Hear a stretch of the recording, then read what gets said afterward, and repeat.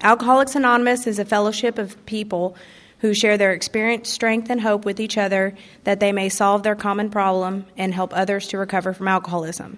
The only requirement for membership is a desire to stop drinking. There are no dues or fees for AA membership. We are self-supporting through our own contributions. AA is not allied with any sect, denomination, politics, organization, or institution, does not wish to engage in any controversy, neither endorses nor opposes any causes. Our primary purpose is to stay sober and help other alcoholics to achieve sobriety.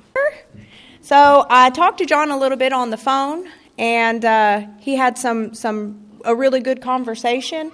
And when he got here and I got to meet him, he has a really great sense of humor. You know, kind of a little bit sick, I'm telling you. So we like it. I can sense it. But he did share with me some amazing things of, you know, like traveling. I don't want to tell his story, but I know that what he's going to say up here is grounded in experience.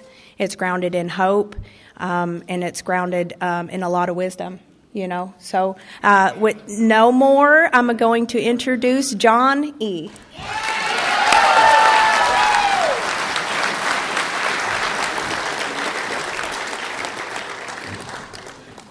My name is John, I'm alcoholic. Hey, John. Konnichiwa. Now you will soon learn not to overpromise from the podium. I don't know. We'll find out. We took some time and prayed, Tom and I and Steve, and prayed before the meeting, and we asked God to open my heart and speak through me. And so if this meeting sucks, we know how God feels about Tom.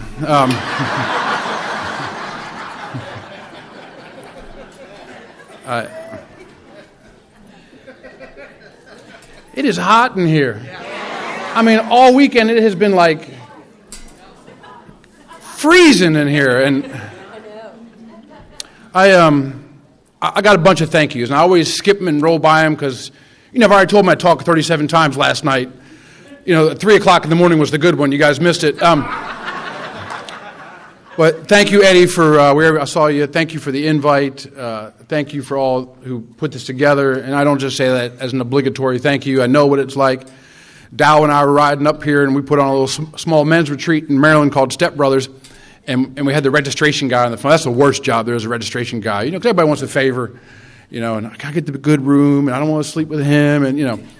And he was burnt up on the phone. He was like, these idiots, man. You know, they all want a good room, but they don't do on the committee. You know, I'm not giving them a good room, you know. So maybe time to rotate out, brother. Thank you for your service. Thank you to the other speakers. I did not.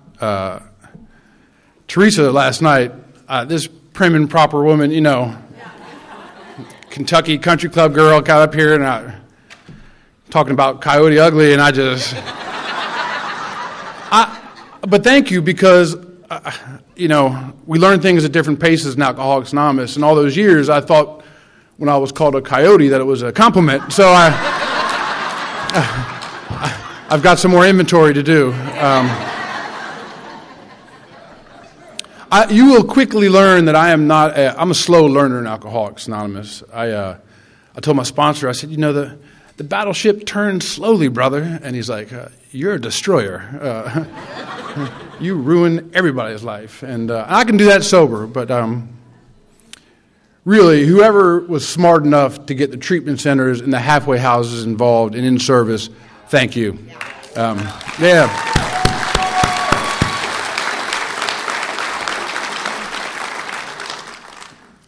I've been to a couple conferences, and, you know, I'm like, hey, you guys involved with, like, treatment centers, halfway houses? Like, no, we just, like, well, what are we doing here? Right? What are we doing here? You know, if you're new here, all of our speakers were awesome, and, you know, but that's not what makes a conference great. You know, sometimes the speakers suck, and it might be me tonight. I was up in my room, and Amy texted me. She said, I drove an hour and a half. You better not suck tonight. And I was like, all right, well. And I always call my wife before, and if we're together, which is not enough, but when we're together, we pray together. And she was talking me off the ledge, and then she said, "Just don't suck." And I was like, what is going on around here? But no, if you are new here tonight, what makes these things magical is the in between the meetings, right? The time out there, smoking a cigar or doing whatever it is that you do to your vape, and those quiet moments where you finally get the courage to grab some other knucklehead and be like, "Man, can I talk to you? I got some stuff I got to drop." That's what makes these things magical. These couple hours these 25 different meetings that we've had this weekend, it's just a place to start that process. The magic is. Tom Iverser taught me that. He said, "What made my home group fantastic is what we do between the meetings," and that's the truth. But for my new friends, there's been a lot of talk about God this weekend, and I pray that doesn't scare you off. One of my favorite pages in our book is in Bill's story when he's talking about Ebby coming to carry him the message. And Ebby says, "I found religion." And Bill says, "I was aghast." I get that. But I've got some good news for you tonight, that if you're new here, we're not trying to sell you anything, right? We don't care what you believe, right? All the great religions, Christianity, Judaism, Islam, Mother Earth, the group, whatever you got, they have one thing in common. They send their drunks to Alcoholics Anonymous, right?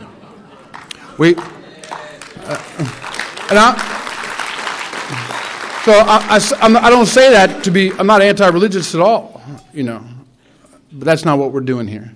Don't allow that to keep you out of here. We don't care what you believe, but you better believe in something. Because what I brought to Alcoholics Anonymous, and sometimes using Alcoholics Anonymous does not work. My way does not work. You'll quickly figure that out. We've all been given this incredible treasure map to the greatest gift there is on earth. And my experience is exactly what Bill's experience was, somewhere in We Agnostics, 52, 55, or something like that. He says that each man and woman was born with this fundamental idea of God. And at the end of the day, it was deep down inside. And that was the truth for me. And it's the truth today. So the good news is, you come in here and we compare ourselves, and especially during the sobriety countdown, and, there are no, this wise old AA member told me, there are no levels of recovery, just levels of surrender, right? And that's all I've really been good at in here, is making a ton of mistakes and surrendering. Making a ton of mistakes and surrendering. I believe that each one of us deep down has this little piece of the divine, a little bit of that glowing ember. And for our friends that have a day or a week or, even maybe 17 years, that little glowing ember can be covered up with a bunch of garbage. And we just come in here and we go through these steps together and take the trash off the heap, and blow oxygen on that little thing. And we get to the end of the treasure map, and we look behind us and find some knucklehead to show them the path, right? That's all. I love this theme sponsorship rally. My sponsor spoke here 29 years ago, and I owe that guy my life, man. I could not be more grateful, and all the men that have sponsored me and the men that I sponsor. If you do not have a sponsor, do not leave here this weekend without one, right? Sponsorship is not rocket science. It is monkey see, monkey do stuff. Grab some knucklehead a little bit farther down the path than you are. Grab their hand and say, "Man, how did you get there?" And just commit to doing whatever they tell you to do about recovery. And then once you get a couple steps down there, turn around and grab some other knucklehead's hand and say, "Come on, let's go." I used to think, my sponsor is big on exchanging numbers. Now, I know you say that's pretty obvious. We're not Alcoholics Anonymous. But for a long time, I would tell my sponsor, I met this guy, man, we really hit it off. He said, "Did you get his number?" I said, yeah, I gave him my number. I said, "John, I don't think we're communicating." We get the new guy's number in Alcoholics Anonymous. Dr. Bob said it the best. It is. I'm going to stroke out, so Doc,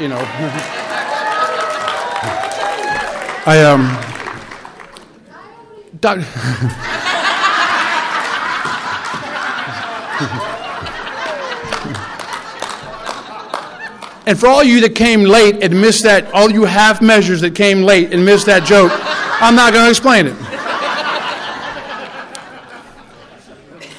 But I do have a joke for you. There was this girl from Kentucky named Shira. I'm just kidding. I learned very early on in Alcoholics Anonymous, you got to remember who has the mic last, and she has the mic after I do. So, Dr. Bob is famous for his last talk, almost last talk. He's famous for that love and service part. But the best part's after that. You know how ADD we are. We read 2 sentences and like, oh, that's incredible. Forget about the rest. But he says, let's not forget the erring member. Let's not, let's guard the tongue against the erring member. Let's not get to such a smug degree of complacency that we can't extend our hand to our less fortunate brother. That none of us would be here today if someone hadn't led their hand out to us and showed us the way and taken us to a meeting or two. Right? I'm only here today. I didn't get my sobriety date. Sober since July 5th, 1989. I'm only sober that long because of the kindness of strangers. When I walked into Alcoholics Anonymous, I was not a high-value draft pick. Right? The 10 old-timers didn't stand back there and be like, oh, I get him. No. That is not how it went down.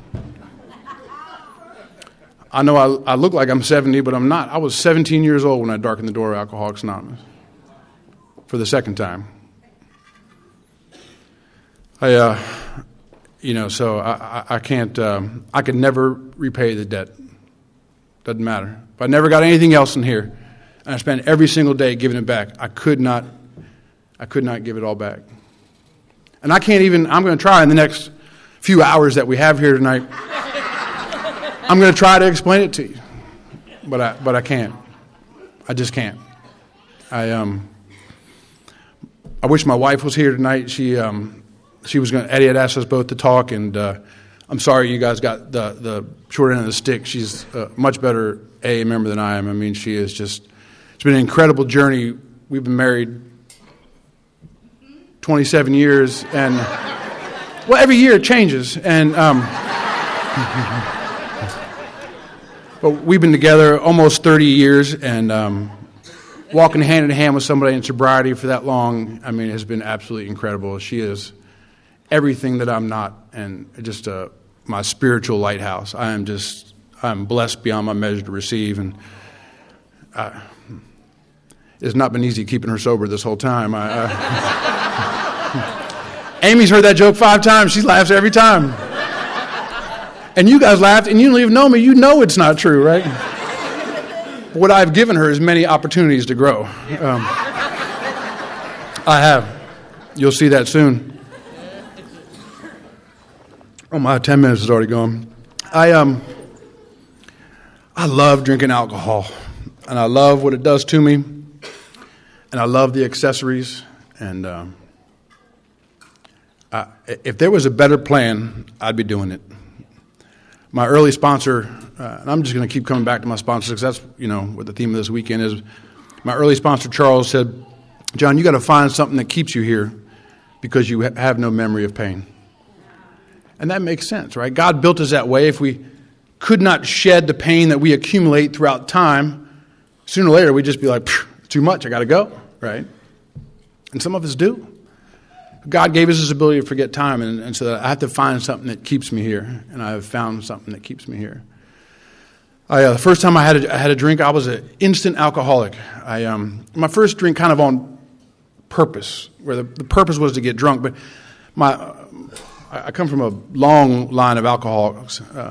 My dad died of this disease, his dad died of this disease, and all my uncles have it, and it's just a family tradition. And but that particular night I was 10 or 11 years old, and it wasn't the plan to get drunk, but it was for my uncles. And it was unfortunate because it was my sister's wedding, and I'm the youngest of 4 kids. And that very first time that intentionally kind of took. I mean, I had some drinks as a kid. My parents would have these parties, and I'd go around to the leftover cans, you know, and play that roulette game, shake it, cigarette butt, not sure.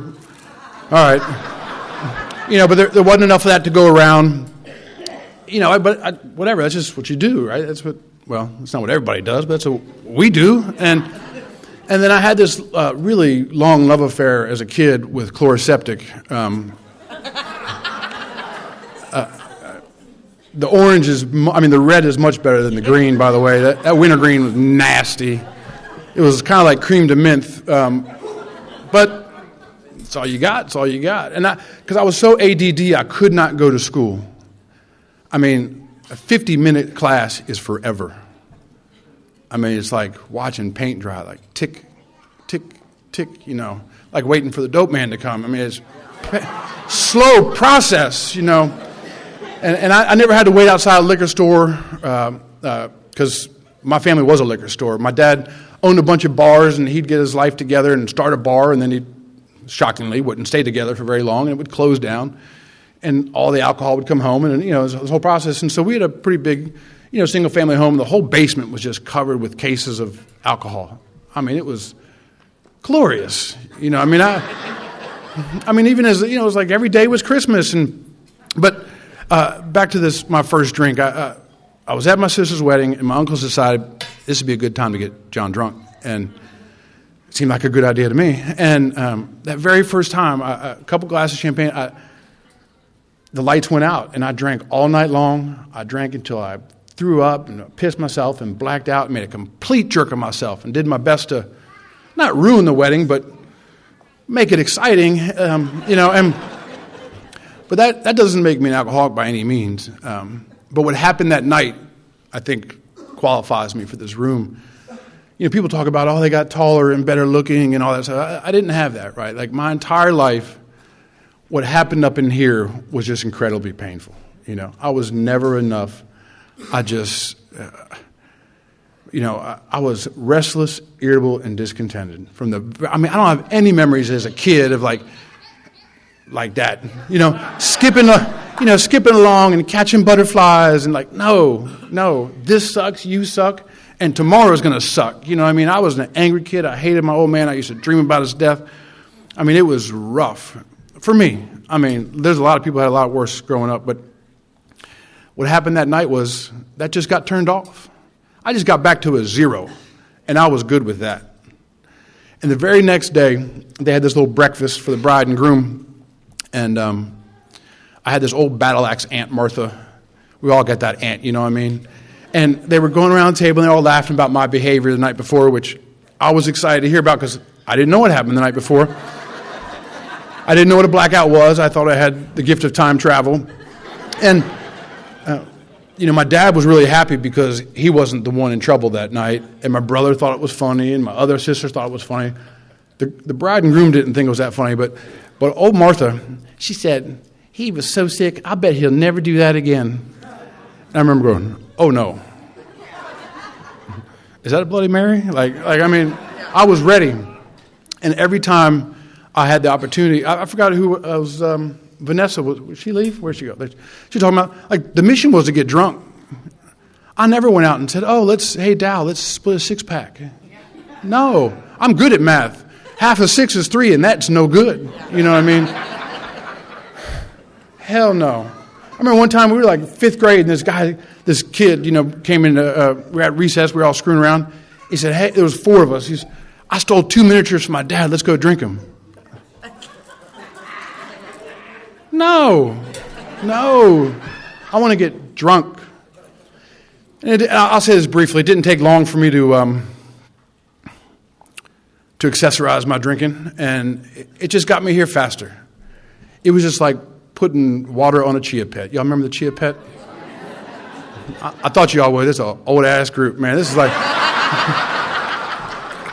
I thought it was an AARP meeting for a minute. I didn't know.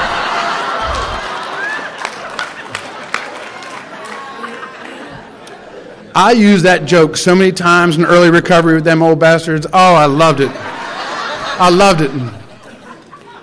When I got here, my sponsor was like ancient. He was 50. I'm 51. Some guy before me is like, oh, you got saved with the year I was born. Great. Get my wheelchair, Sonny. So, yeah, man, it just got me here faster, man. And I remember the first time I accessorized my drinking, I made a decision that afternoon in the woods with my buddy, with my burnt thumbs. I'm going to spend the rest of my life like this. I absolutely do not care. You know, Bill talks about the alcoholic thinks his life is the only normal one. I relate to that. I didn't know why kids did all the things they did. They went to school. They took tests. They like homework and stuff. I'm telling you, from the time I picked up my first drink to the time I got to Alcoholics Anonymous, I didn't do one lick of schoolwork. The last book I had read was Curious George Goes to Circus. That's a true story. That's a true story. I could barely read anything when I got here.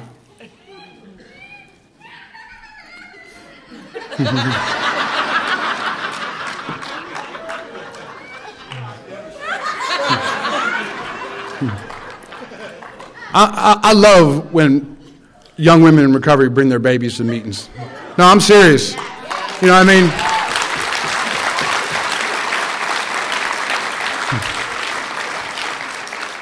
My wife is a softer spoken. She doesn't like to ruffle anyone's feathers. I've heard her do it twice, like really, speak out. And one time was at a meeting at the Red Door group in Frederick, and this girl was in the back, and she was a couple days in, and her baby was struggling, and she was struggling. And this old crusty dude in front kept turning around and giving her the nasty eye.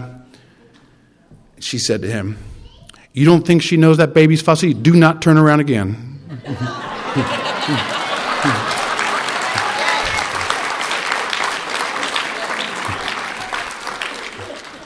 I looked at him like, I wouldn't do it, man. I would not do it. I've seen the monster, brother. And another time happened about 3 months ago where, man, I'm all over the place, but I don't care. We're starting this home group in the Lebanon area in Tennessee. And a bunch of us had kind of a steering committee meeting, and we were meeting at my house, and this old guy, he's 52. You know what? I'm not 51. I said, I've just turned 52. So he was 53. He was 53.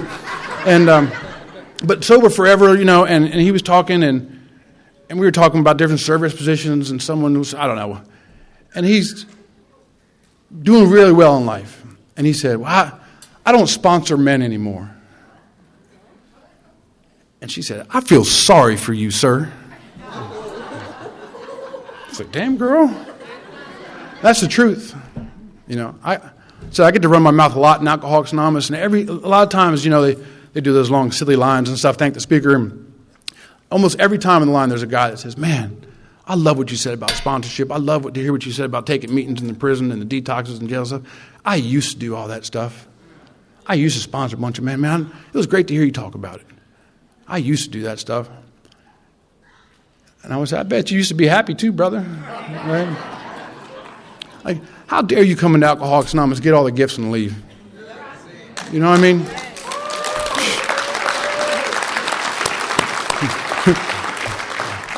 And I say that because I've done it. I've gotten the cash and prizes and kind of not rolled out, but rolled out,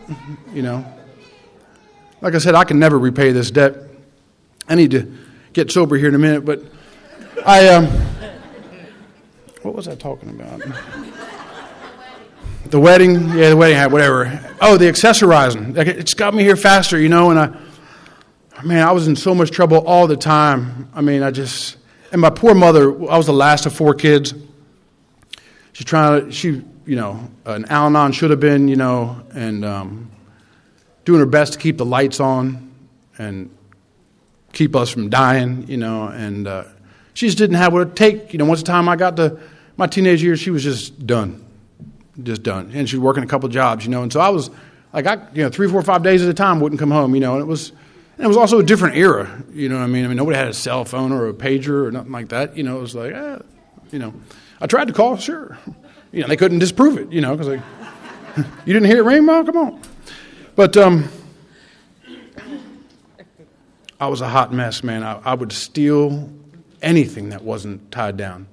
My old man would be drunk in his bed, and his wallet would be on the floor by the side, and I'd do that G.I. Joe crawl across the floor, in case he would open his eyes, he couldn't see me, You guys know the G.I. Joe crawl, and I would just take whatever I wanted, and not whatever I wanted, whatever I thought I could get away with. And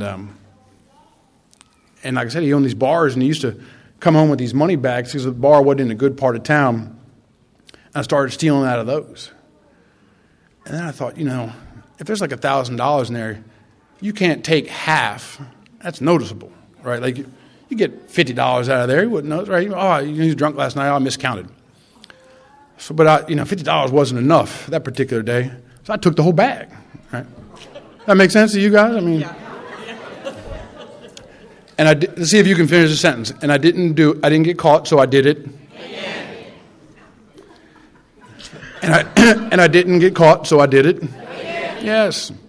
And I wish I could tell you that I had this terrible crack or heroin addiction that made me do that. It wasn't the case.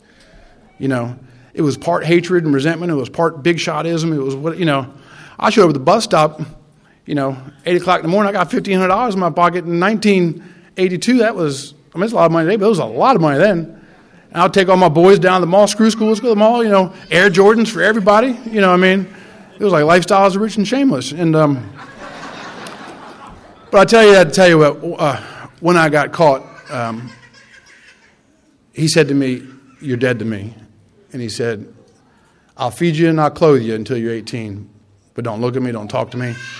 And I gave him the double middle finger, and I said, "Man, you've been dead to me a long time, brother." And I used to, he was deathly ill for a long time, and my mom would come in and say, "Your dad's sick, he's got 3 months or 6 months or something." And I remember thinking, 6 months? All right, well, it's the beginning of June. Good, he'll be gone by Christmas. That was the type of hatred I had when I got here. And, I was getting thrown out of school all the time, and I could not make it, as I told you, through a minute of school. I just, because I was so restless, irritable, and discontent, and the answer was somewhere else, right? I don't have a drinking problem. Drinking's my answer. Drinking fixes me. And I remember one time this principal called me in. They had this program in our high school called OJT, on the job training. And I think if you were like a late junior or a senior, you could go to half day of school and then a half day of Burger King and flip some burgers and come back and they give you a couple credits for it. And the second semester of my freshman year, I had such a truancy problem. I said, "Look, you either put me in this program or I'm out of here." And they made an exception for me. We're just a big group of exceptions in here, right? The world makes exceptions for us. And because I just couldn't do it, But a couple years later, this same principal called me and he said, "Listen, man, you have already exceeded the maximum amount of unexcused absences in the state of Maryland. But if you come the next 11 days, if you just show up and breathe, John, we will pass you on to the next grade." Because that's all he did. In Montgomery County, Maryland, in the early 80s, if you were alive, you went to the next grade. That's how it worked. Nobody wanted a failure on their record. Because the best thing they had was Nancy Reagan's "just say no." Right? Why would you ever say no? Why would you ever try to control your drinking? Why would you ever try to quit? And so I said, I can be here for 11 days. I can do that. Because I've been to night school and summer school since puberty, and they suck. So I'll be here. And like 2 days later, a guy looks like Paul shows up. I see him in the hallway, and he says, "Hey, I got a bottle." And I think I changed my mind. I say, "You know what? Night school wasn't that bad last year. Summer school was pretty good. That guy had that good stuff. Screw it. I think I've changed my mind, but I am powerless over the only solution that has ever fixed me." And then I had a really bad stretch of bad breaks and misunderstandings with the Montgomery County Police Department. I got arrested 3 times in like a 6-week period with the same buddy in the same car on the same street by the same cop. And it was bad. And they put a bunch of BS felonies on us, but at the end of the day, only in AA do you hear that. They weren't serious felonies, right? Like, they don't say that in church. You know what I mean? And the third time was so pathetic. You know how they do with the flashlight on the window? You know. And he's like, "You three idiots again?" I'm going to tell you how ignorant I was when I came to Alcoholics Anonymous. I was convinced that this cop that pulled us over was reverse racial profiling us. I swear to God, I could pass a lie detector test. I could not fathom that the reason why he was pulling us over was it was a 1970-something Datsun B210, mustard orange, green hood, gray door, the tricolor, 40 Grateful Dead stickers on the car, and smoke pouring out of each side like the Cheech and Chong mobile. That's not why he pulled us over. It's because we were white. I'm telling you, I believe that to my core. And so, come on, sir, that's kind of funny. You can laugh. It's all right. I know. I didn't think, hey, and I forgot to thank our taper. Thank God they're saving our history. Tape saved my life, man. The first conference I ever went to, I was some Ikipa, Yakipa, something in Maryland, and I had 3 months of sobriety or something like that. And I got sober in an area where there was like tons of young people. And they're like, "Oh, we're going up to this thing." I'm like, "Man, I'm not going up there." Anyways, I was hurting enough, I got in the car. And we got up there, and Cliff Roach was sharing. Cliff Roach is a funny son of a gun. And that whole meeting, I just sat there with stone face. Just ain't nothing funny. You know what I mean? The only time I thought it was funny when Cliff talked about, you know what's funny is when someone falls down the steps and hurts themselves. I was like, yeah, that's funny. I like that. But I had a couple bucks in my pocket, and I remember I was torn at this meeting because I had to know what was so funny. I had to know. I mean, I knew I was in the right place, but I had to know what was so funny because nothing was funny. It wasn't funny being me. I wish I had some tragic story to tell you other than I just was dying of alcoholism. 90 days sober ain't nothing funny if you don't have a solution. Because I'm just going to meetings. And so I had this decision to make because I had enough money for a pack of cigarettes and gas to get home or the tape. And I bought the tape. And I listened to Cliff Roach every night for about 18 months. I could tell you his story right now. And I can't tell you how many times I'm driving down the road and I'm just all jacked up in here, you know, and it's like, let me just listen to something else. So I'm so grateful for our tapers. But, you know, after those arrests, I got asked not to come back to the high school. They weren't fond of me selling drugs to their security guards, and I didn't really come anyways. And then I was in night school, and my Ebby showed up. I'm sitting in this computer class, and I am blitzed out of my mind. You all know what that looks like. And during the break, we went out to smoke cigarettes, because back then you could smoke cigarettes on school grounds. And this guy, John G., who I have not seen in 32 years, came up to me and said, "Hey, man, after this class tonight, we're going down to the Rockville Metro Club for a 10:30 candlelight meeting. Would you like to go?" Now, mind you, he didn't ask everybody else that was in that class. I'm not sure if it was my attitude or my aroma, but I'm willing to bet today that he had a sponsor that had a foot up his butt and said, "Find some knucklehead." And so I said, what do you do with this A&A? And he said, "Well, we sit around this long table and we drink a lot of coffee and we smoke a lot of cigarettes and we talk about not drinking and not getting high." I said, "On purpose?" And he said, "Yeah, every day. Every day, like Sundays too." And I said, at this time I'd had these arrests, and I was like on the Potomac version of house arrest. This was back before they had ankle bracelets and GPS stuff, which means the judge releases you to your mama. And I called my mom and I said, "Hey, this guy, you're not going to believe this, Mom, but this crazy guy wants to take me to an AA meeting. She said, please go, click. I don't know what your problem is, but... And I went, and he dragged me to the Rockville Metro Club. I don't know if you guys have a lot of AA clubs in the area, but ours was not the healthiest of AA club. My first meeting was like, the best description I've ever heard is the bar scene of Star Wars. I mean, there was every walk of life in this place. I mean, there was bikers and bankers and hookers and lawyers, and Chewbacca was nodding off in the corner, and Princess I Want to Lay You was right by the door as well, and my soulmate, she looked at me, and I just knew.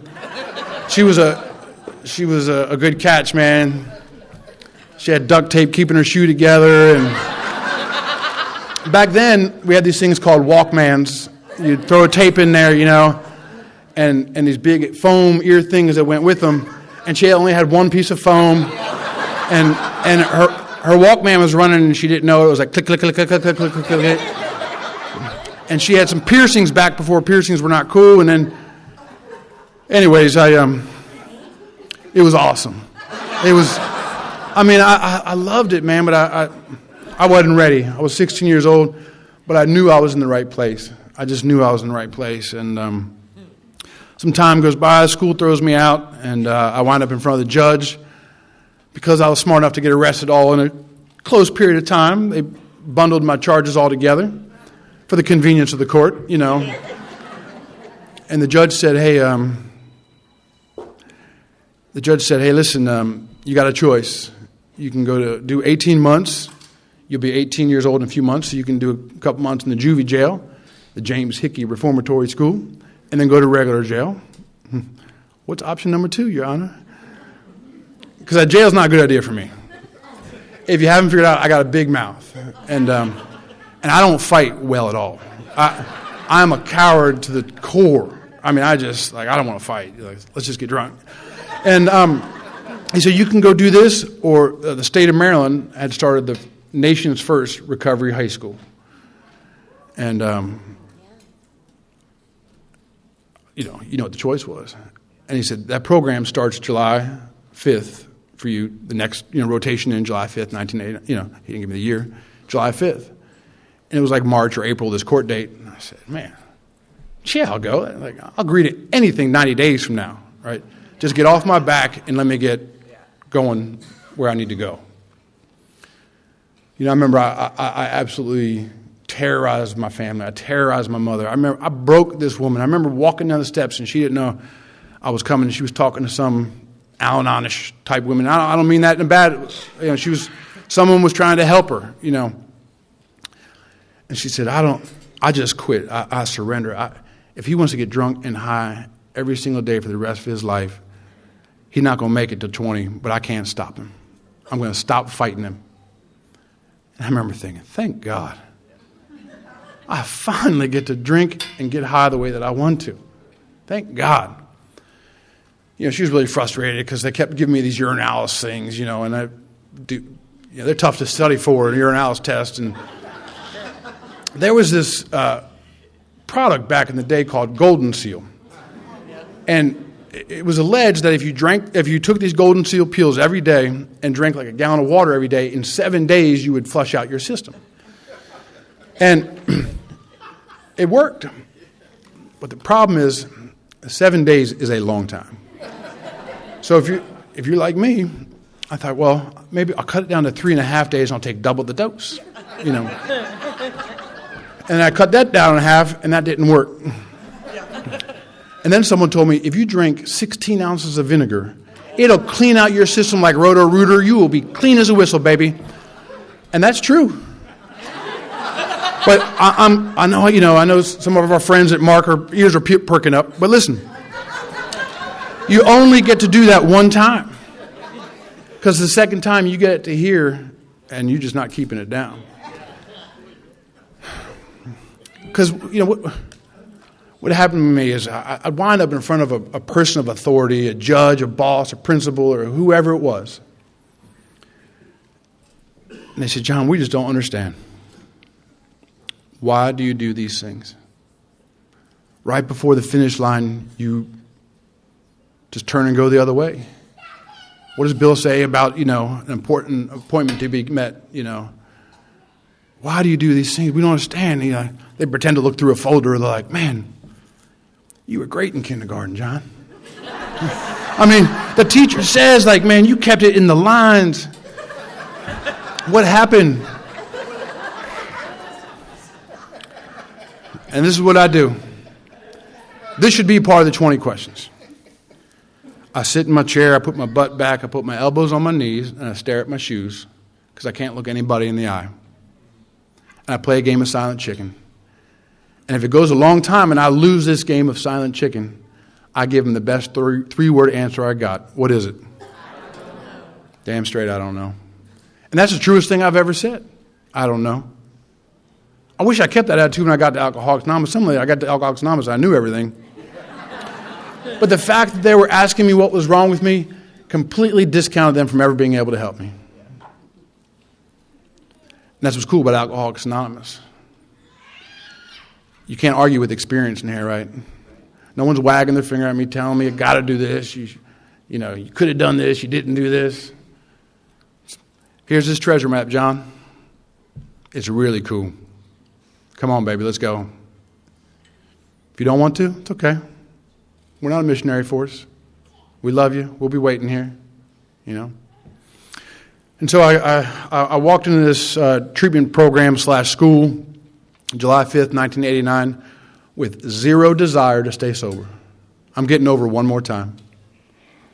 But they had breathalyzer and urinalysis every day. I had to go to a meeting every day, and bought me some dry time.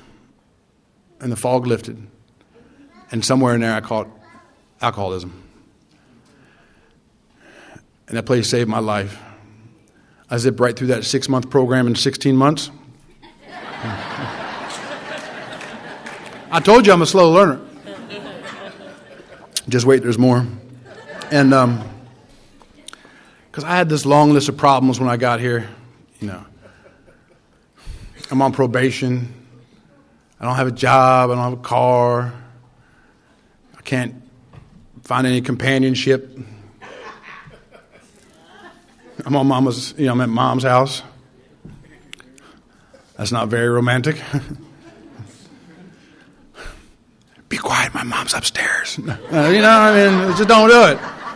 And I had all these problems, and I thought, man, if I could just fix these things, I'll be okay. Because if I could get a decent job, then I could get a car with insurance and tags that all belong to me, the Trinity for the alcoholic. And then if I get that, then I could go get the better job, because right now I'm limited to bus jobs. Then I get the better job. And if I get the better job, I get my own place. And when I get my own place, I can get her. And then I'll be straight. This is my experience. It is nearly impossible to convince a 15, 16, 17, 18, a young person that what we really need here is a spiritual awakening. That's what happened in the Grateful Dead concerts. I had no doubt that I was alcoholic. I had no doubt. I didn't need convincing. But I didn't know what that meant. It took me a long time to get in the book. I grew up in AA clubs, man. We weren't doing a lot of big books. They weren't these people, these executioners of the book. These people that were just, or if they were, I weren't listening. I don't know. And so 18 months of sobriety, this is a good microcosm for my early sobriety. I'm restless, irritable, discontent. I had this little hoopty. I wrecked it. I've had about 6 pizza delivery jobs in 4 months. I just can't keep those. And I can't keep it together. I cannot stand being in my own skin. And the first Gulf War broke out. And I had a bright idea. I said, my grandfather was a 2-star admiral. His sons went to the Naval Academy. I'm going to join the Navy. And then I went to my sponsor and asked if it was a good idea. I went and enlisted first, and then went and asked my sponsor if it was a good idea. You sponsor some guys like that? Yeah. I love it. I love saying to them, so why are we having this conversation? Yeah. Just reporting back? And so, if you remember, that war lasted like 8 days or something. And so, they don't ship you out in 8 days. And so, by the time they shipped me out in March or whatever it was, the Gulf War was over, and my visions of being a war hero were long gone. And I'm getting scared because I'm a coward. And I get to boot camp, they shave my head, send all my stuff home, and they march you for 48 hours. They keep you awake for 48 hours. And then they bring you in a large room, 2 or 3 times the size of this. It's called the Moment of Truth Day.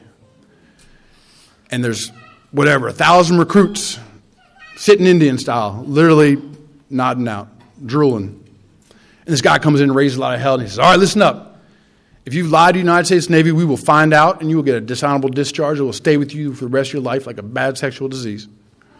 But if you are honest today, we will let you leave with a general discharge. So if you've lied about being arrested, go into that corner. If you lied about drug use, go into that corner. If you lied about being incarcerated, go into that corner. If you lied about psychiatric care, go into that corner. I've got a question.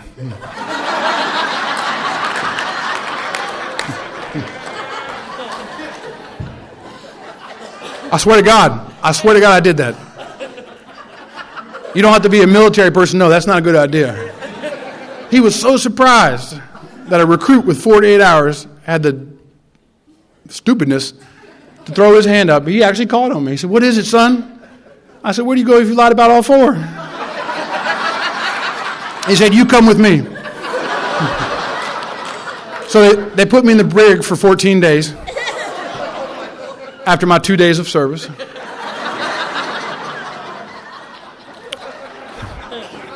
This November on Veterans Day, do not call me and thank me for my service.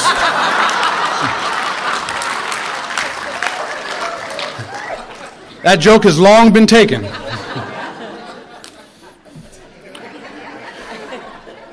That's my early sobriety. Ready, fire, aim. Oh, shoot. Ready, fire, aim. Really it was like fire, aim, ready, And so I came home and, I only got 20 minutes left. I got to get going. The rest was irritable discontent. So the first girl I found, I took her hostage. We got married because I was getting old. I was 20. And I had some plans. It's good to have a plan. Right? We all love the newcomer plan. And so we got married, and like 11 months later, she was a little bit farther along in recovery than I was. She had about 5 years. I had 3 or 4 years. And 3 years when we got married. I don't know what it was. But she was upcoming on her 5-year anniversary, and she looks at me and she says, John, I've decided I'm not an alcoholic. I'm going to go try some controlled drinking. She said, but I don't want you to come with me because I know you're an alcoholic. And I had never drank with her. I don't know how these people who have never drank with me know that I'm an alcoholic. I'm not sure. But she left on a Monday, and Renee moved in on a Wednesday. 30 years later, it's still working, baby. So, hey, laugh if you want. And I take no credit for it still working, by the way. We got married in short order. She had a little baby girl, 6 months old, and we just started doing this AA thing together the best we could. Just keeping AA first. Both our sponsors were married, and they just said, just keep AA first. They're both like, knew it was going to be a train wreck. They just keep AA first. We'll be here when this thing, and we did, and we got married, and every 9 months and 5 minutes had another kid. And, it's true. And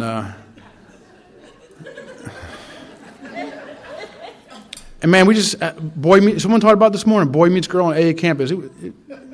It was magical, and it still is magical. And every Friday night after our home group, everyone would come over to our house because we had kids, and we'd play spades all night long, and bid whist, and pinochle, and eat cherry pie. And, my kids would be 2 o'clock in the morning in PJs, my kids grew up in Alcoholics Anonymous. When we say, hey, John, who do you want to have to your birthday? It's like 3 years old. I want to have Steve the plumber.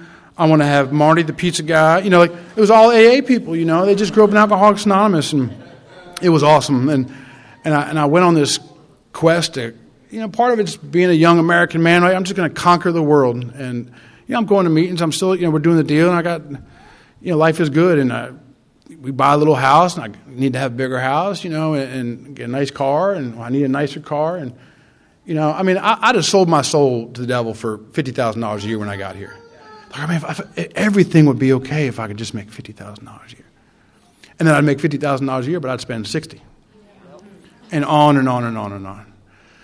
And, but life was really good for a long time. And, this guy said, I want to tell you this story, and I'm going to go back a little bit. When I had come home from my service, I was messed up, man. I'd failed once again.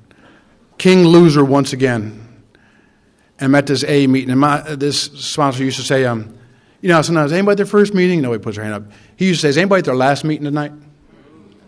And this meeting, I was at my last meeting. I remember sitting at that meeting, I was like, God, you better do something, because this sucks. And there was this group of people that had this glow about them, 8, 9, 10, 11, 12 of them. And every night after the meeting, they'd congregate, and they'd laugh, and they'd hug, and they'd tell each other they loved them. And they'd have these incredible philosophical debates. Are we going to Bob's Big Boy, or are we going to Denny's? And I desperately wanted to go. Desperately wanted to go. And I sent them telepathic messages to invite me. And they did not respond. And so I rolled out of this clubhouse, pissed off. And I slammed the door just loud enough so they would know, but not loud enough not to be invited back. It's a fine line. And I started storming down this street, which was a bad idea because Mom's house was about 7 miles away. And as I got to the end of the road, everybody goes right out of this way. But if I'm going to walk, I got to go left. In poker, we call that pot committed. And so as I got down to the corner, I slowed down a little bit to give everybody time to reconsider as they passed me. And Charles pulled up next to me in this gray Citation, two-door Citation. And he rolled the window down and he said, hey, man, you want to go to Bob's Big Boy? I'm dying inside, but I'm also pissed off. That's a terrible place to be. And so I'm trying to think quickly on my feet what to say. I don't want to say no, because I know it's a long walk. And I know I'm dying. I really know I'm dying. And so I say the fastest thing I can come up with. I said, man, I don't have any money. And he said, well, seeing that you're walking, your financial position really wasn't in question. And I swear, I don't know that he used these words. I wish I was smart enough to pay attention. But with all the love in the planet, this man said, just get in the car, John. But he didn't beg me. He didn't try to convince me. But it was a tone in his voice I had never heard. He just said, man, just get in the car. Your life is, he didn't say it, but he said it, man, your life is right here. That's it. And I got in the back of that car, which really gave me resentment. I had 2 more days sober than Rick. Rick was in the front seat. It was a 2-seater. They folded that thing up and put me in the back, I got my knees up by my ears, Rick's flicking his ashes out the car window, And they put me in this booth. Man, I got to get going. I got 15 minutes left. They put me in this booth, man, and put me in the middle. They were smart. They put me in the middle. We drank coffee, smoked cigarettes, and ate pancakes all night long, man. It was just like, 7 cups of coffee at midnight, just like here. Anyways, we went on this, my wife and I, this beautiful path together, and still on this beautiful path together, but very slowly I started getting off this path. Very slowly. And it's hard to tell. If you start walking from here to Nashville tonight, and you're 1 degree off course, it doesn't really matter, right, for a little while. But in a couple hours, you're another degree off course. Another day, you're 1 degree off course. And before you know it, you're in a cornfield, and you look around, all you see is corn. You're like, I don't know how in the hell I got here. Bill says in the traditions, less problems of money, property, and prestige diverse from our primary purpose. And I'd gotten the cash and prizes of sobriety. And I'll tell you also the truth. I had some unmade amends. And I was sitting in AA, and I'd hear the people talk about stories of great unification of their father and stuff like that. And my old man died when I had 10 years sober, and I didn't make the amends. And every time I heard someone share about that afterwards, I felt like a complete fraud because I didn't do it. Told you I'm a coward. And so I'm slowly getting off the path, but I'm making a lot of money. And I'm owing a lot of money. And I buy this business because that's, the next part of the phase of, whatever we're doing. And buy this big house on the hill, and a big car and all this stuff. And coming to meetings a little bit late because I'm busy. And leaving a little early because I got things to do. And I don't have time to go to the treatment center. And I'm not sponsoring anybody. And most importantly, I'm dying. I can't put my hand up inside it and say that I'm dying. I just can't. Because you guys will think I'm not working the program. You guys knew I wasn't working the program. The mind's a terrible thing to use in Alcoholics Anonymous. And I'll speed this up and tell you that in 1 year, I completely train wrecked my life in sobriety in a way that only an alcoholic can do. Not in this order, but in 1 year, I got arrested for driving on a suspended driver's license. I was so full of fear, I had these garbage bags full of mail that I could not open. If you said, look, we're going to cut off 3 fingers, or you open that mail, I'm telling you, fear ran my life. Our lights were getting turned off. My house was in foreclosure. Cars were being repossessed. I'm in a $1 million home and the lights get turned off. Me and my kids are at Walmart. We're getting lanterns. And the lady asked the kids, you all going camping? They're like, no, the lights got turned off in our house. And like the first time the kids ask you why the lights get turned off, you can say, they're doing construction down the street. There's a temporary outage.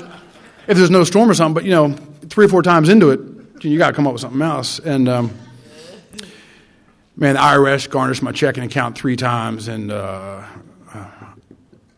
was just a mess. That business that I bought got repossessed, and I'm just dying inside. And I traded in the thing that I had valued most about myself. I used to say all the time in the meeting, man, I've done a lot wrong in recovery, but I've never been unfaithful to my wife. And I traded that in 18 years sober. And I broke this woman. Nearly broke our family.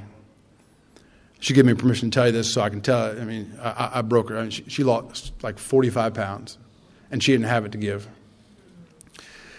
And as a part of this business closing, I'm up on a ladder at 475 feet.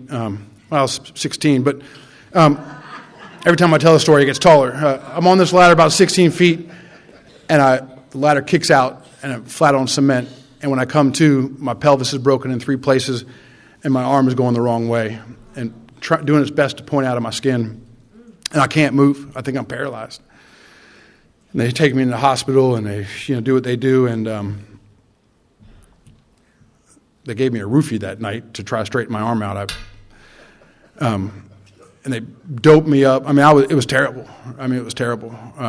They gave me morphine and Dilaudid, and I had this major surgery. I had a rod put in my arm and screws everywhere. And I'm stuck in this lazy boy chair in my basement for, 6, 8, 10, 12 weeks. And I'm dying. I got no solution. I got no recovery going on. And my wife saved my life, man. She said, this bottle says 1 pill every 4 hours. She said, do not call me down here in 3 hours and 55 minutes. I will see you in 4 hours. And if I had been in charge of that bottle, you'd have a different speaker tonight. And I love hearing people say in meetings, like these old guys, I got to go to the dentist, I'm going to have half my mouth taken out. And like, what are they going to give you? They're giving me such and such, such and such. And say, but I didn't have a problem with pills. Not yet. Anyways, we have no opinion on outside issues. And so I'm dying is the point. I'm just absolutely dying. And I start healing up some, physically. And I start going to some meetings. This beautiful man in Frederick named Mike M. would come pick me up, this old boy, and take me to meetings. And it was terrible going to meetings because my wife sponsored every woman in the room. I'm telling you, she sponsored half the county. And every time I walk into a meeting, these women would give me this look that I had broken their sponsor, my wife.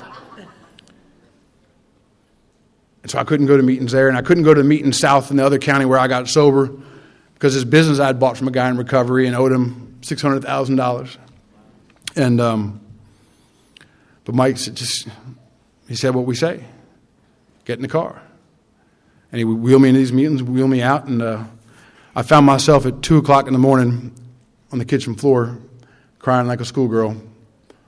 The best solution I have at 18, almost 19 years of sobriety is rifle or shotgun. Alcoholics Anonymous does not work. And I had this moment of clarity. It sounded like my first sponsor saying, "Dummy, you're not doing Alcoholics Anonymous." And I had this picture of what my life had been like the last year or so. And I said the greatest AA prayer I've ever said in 33 years, and it was, "God, fix me or kill me. Just do one of them quick. I'll do anything. I will do anything." And a couple of days later, my wife had brought home this newcomer, because she just dove back in the program, man. That's all she knew how to do.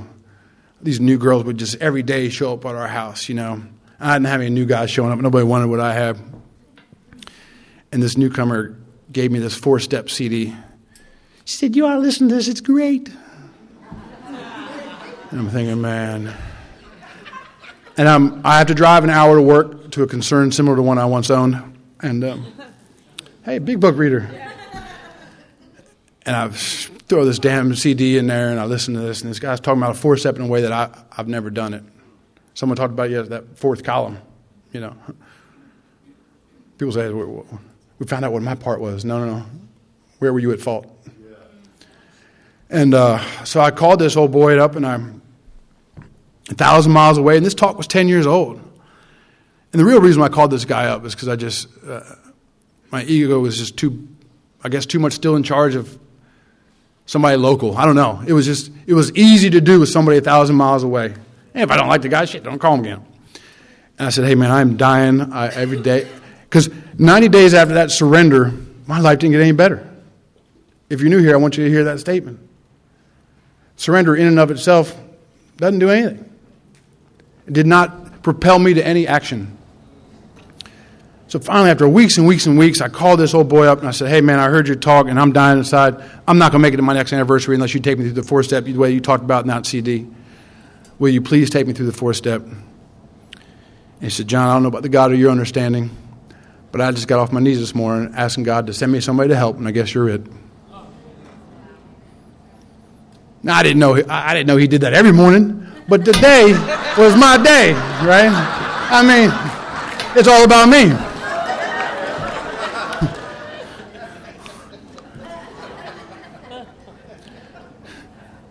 Like 6 months later, we were praying together, and he said that prayer, and I said, "You say that every day?" He said, "Yeah, I say this. I've been saying it for 20 years. Son of a bitch. And he said, "But I'm not going to do the 4-step with you." I said, "Man, we must have a communication problem. I know this is Tennessee, I'm Maryland, but like I'm speaking the Queen's English, my man. Like, what is the problem?" And he says, "You know, I got a half a notion that the reason why you're in the spot you're in, you may have missed something. Let's just go back through this work." He's like, "If you'll open this book at the very beginning and read it with me and take the instructions that it takes. If it says make a list, we're going to make a list. If it says stop and pray, we're going to stop and pray. If it says make something right, we're going to make it right. If it says consider, we're going to consider. If you'll do that with me, I'll do it with you." And I said, "Let's go." And 3 months later, over the telephone, just doing all this work, you know, and he says, "Come on down and do a 5th step." We didn't talk anything about the 5th step. I just need the first 4. And I just got to figure this out, you know. And I didn't have any money. He said, I know you don't have any money, but just get on down here. And the money showed up like it does.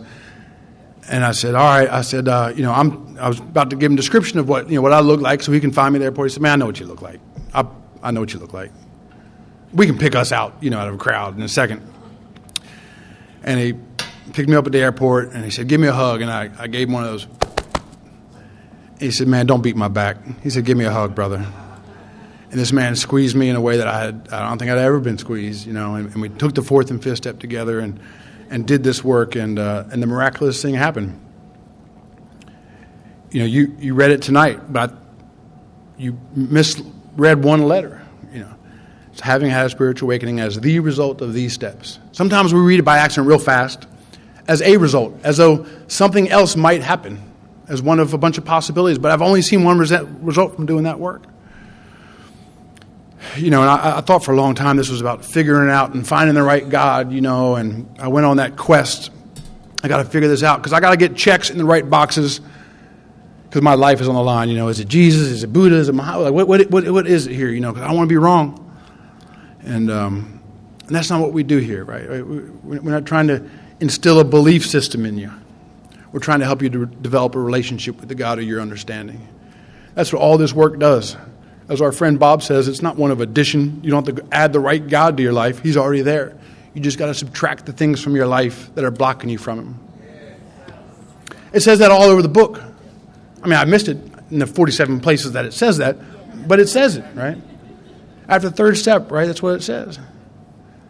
Though this decision was vital and crucial, it'll have little permanent effect unless at once followed by a strenuous effort to face and be rid of the things that are blocking us, right? It says the same thing after the fifth step. That's why we've got to continue to do this work. I believe we all have this umbilical cord connected to God. We're all, I can feel like I'm separated from God, but I don't think I can separate myself from God. I'm going to tell you a little story, I'm going to shut up.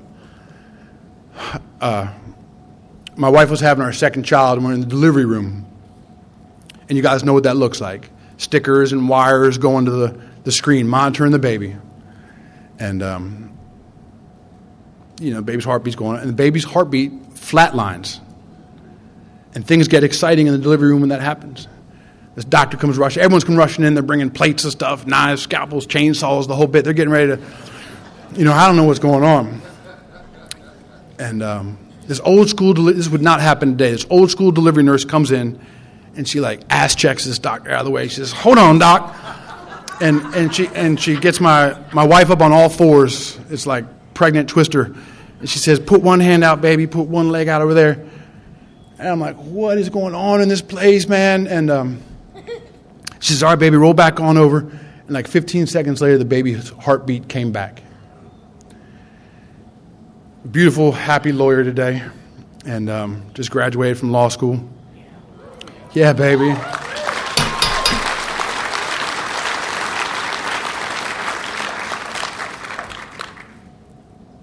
Before we checked out, I grabbed this old school delivery nurse. I said, "What happened in there?"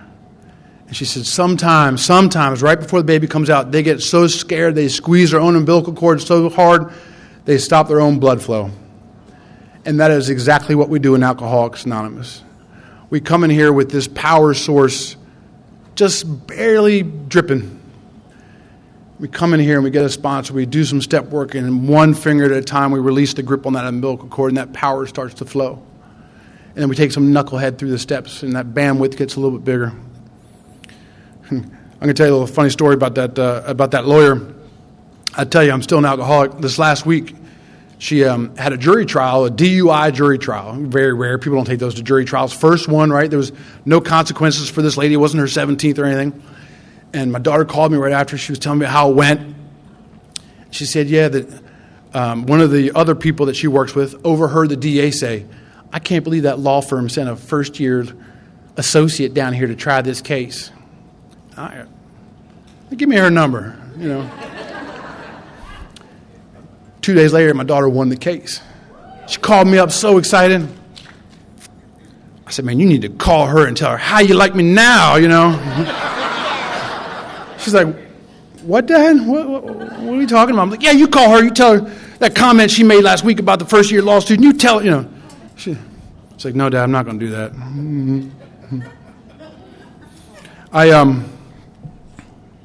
I have been given a life in Alcoholics Anonymous that is absolutely beyond my wildest dreams. I've been introduced to an enormous God. Today I just believe God is love, right? That's all He is. To our new friends, man, there's no more God with the guy with 50 years of sobriety and the guy with 50 minutes. There's the same amount of God in you as there is in him. Yours is just covered up. Come on in here and do some work and uncover it. I don't believe we can, that God meter is always on 100. I don't think we can turn it down to 20. 25, all is bad today. He turned it down to 60, I always thought everything that bad happened in my life was a consequence of something I'd done before and God had turned the meter down. Oh, he deserves a little less today. right? But the reality is, if we all got what we deserve, we wouldn't be sitting here. I don't know what time I started, but I love you guys, and I love Alcoholics Anonymous. Thanks for having me.